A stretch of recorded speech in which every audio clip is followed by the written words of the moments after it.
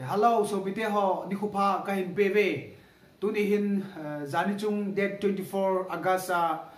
Zion Khupi 3 ding la churjan pulama ka khumna video chomcha kahin bolin hichuan veo hitin chule Zion Khupi 2 ti lungdon kanamit hi chi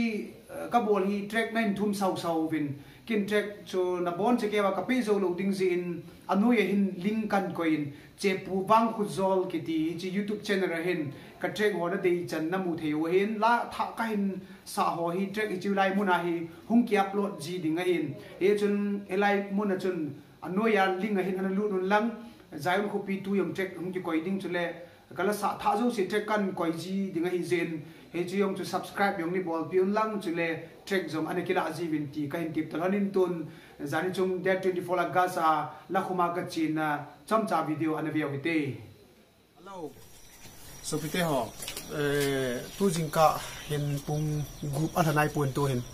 chwa he lam kalanga chi ding ka hin lungsi chate ho jong thau nai pun apane pau to hin ke ri hi social pool dala ka chi ham dinga hin chi video bol na dinga la ka khom di hi lungsirin taw nan nin gel do vin ti chu kan pon do ma hi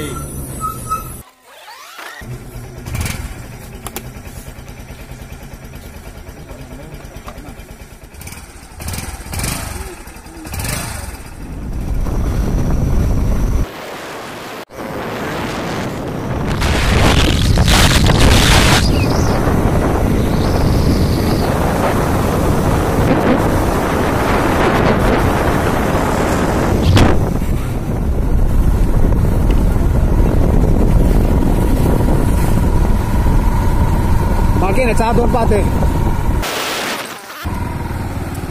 Cyber market cha don namune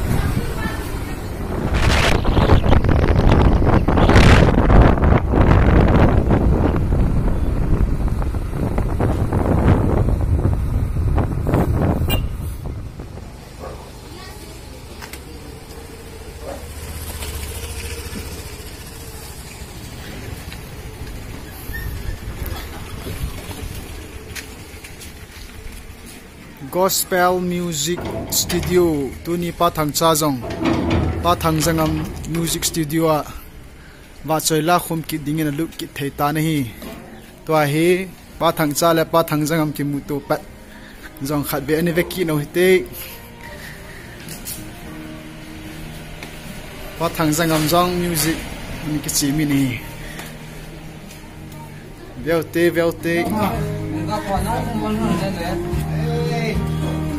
nang ko nang kim le kim thei si lo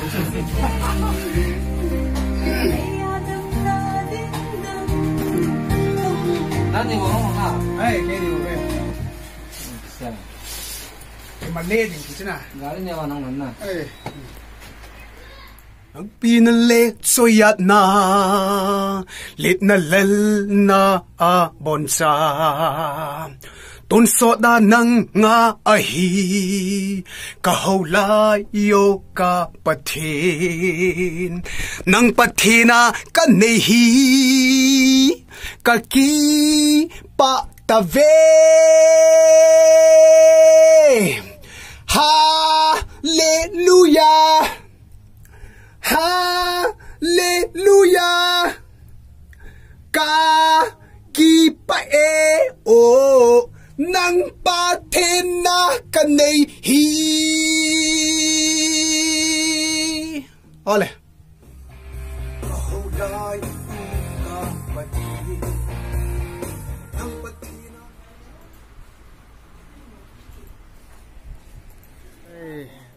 hey studio Gospel Music Studio kan da ta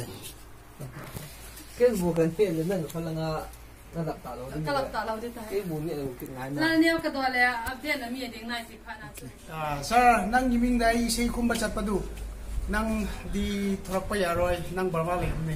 si musician thangjang am hebu de khoi kuki gi da yam toina nang taram gani number aduga mai pin sina mai khoi sei record to usi loire usik sei सिमा फम सिदगी चुचानपुर सिदगी आई खुन फाउबाई गाड़ी मचा दलपने आई गिनाव नुपा गने याम नुंगाई रे सर हेलो सोबिते हो लुंगसे चाते कोम कथुंग टाइन लंपिया गाड़ी ने वाकिलम था ही जिन गुन हिन ते हनिन गुगल हाना हो तो आइले पुंग सॉट पिया लुदिन हिजी जुन का खुजिंग हनिन तुन लुंगसे चाते कोम कथुंग टाइ ताव नाइन जुइ हो जो से पकाई मिलिन कि पाथु कहिन सेन पतिन फथेन बो ताव हन का कि पो ए นะ